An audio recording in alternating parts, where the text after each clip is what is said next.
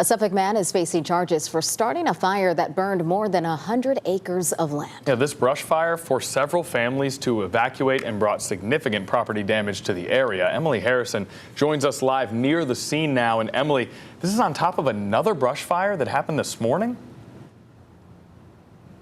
Yes, there were two brush fires that happened 24 hours, not even 24 hours apart, and less than 3 miles apart. I also spoke to the city's fire marshal, who says that there is a burn ban in place for a reason, and he is urging the community to not set any more fires.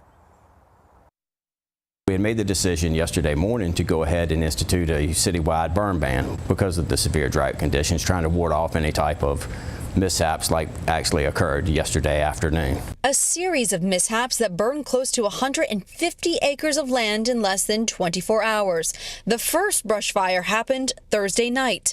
Chris Cornwell, Suffolk's fire marshal, says a property owner, Taylor Brinkley, ignored the burn ban and set fire to a pile of debris. We use the word incendiary. That means you intentionally set this on fire. You had malicious intent to set it on fire. Well, he was just trying to burn his stuff up, and it got out of control and spread to other people's property. Cornwell says charges were filed because they had already warned Brinkley multiple times to not set any more fires. Brinkley is already facing a misdemeanor for another fire he allegedly set in February. We don't get in the habit of charging people just because an accident occurs. In this particular case, he'd already experienced an incident which warranted charges being filed.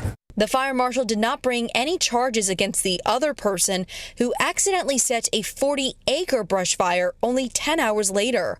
Cornwell says there were no extenuating circumstances in that case. And for now, Cornwell says a burn ban is in effect until further notice, as the grass is as dry as kindling. We're under severe drought conditions throughout the entire Commonwealth. Due to the acreage and the size of a brush fire, they are, by the nature of the beast, the largest fire that we'll likely ever fight. Now, once the burn ban is lifted, the fire marshal tells me that there is a legal way to set fires on your property. You just have to get a permit and let the city know. But for now, no more fires in Suffolk. Live in Suffolk, I'm Emily Harrison, 13 News Now. All right, Emily, thanks for that report. Now, the good news is no injuries were reported in either brush fire, but the property damage is significant at both locations.